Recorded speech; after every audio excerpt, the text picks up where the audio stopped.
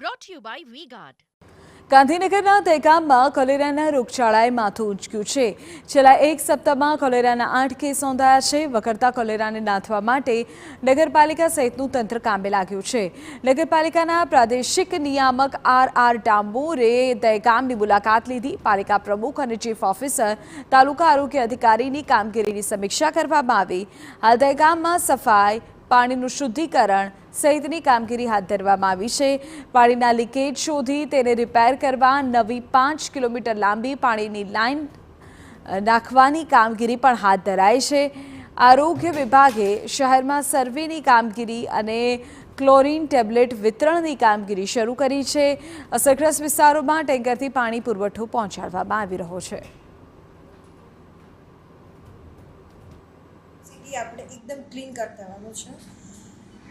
એના સિવાય દવાનો છંટકાવ છે. પછી ફોગિંગ મશીન પણ કાલથી કામગીરી શરૂ કરી નાખી છે.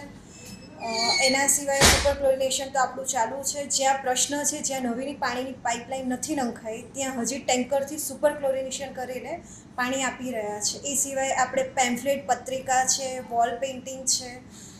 એના સિવાય પણ અમુક એવા લારીવાળા છે કે હજી લારી બંધ નથી કરતા, જાહેરમાં કચરો ફેંકે છે, એમને પણ અત્યાર સુધીમાં 15,500નો દંડ કરી ચૂક્યા. Brought to you by V-Guard.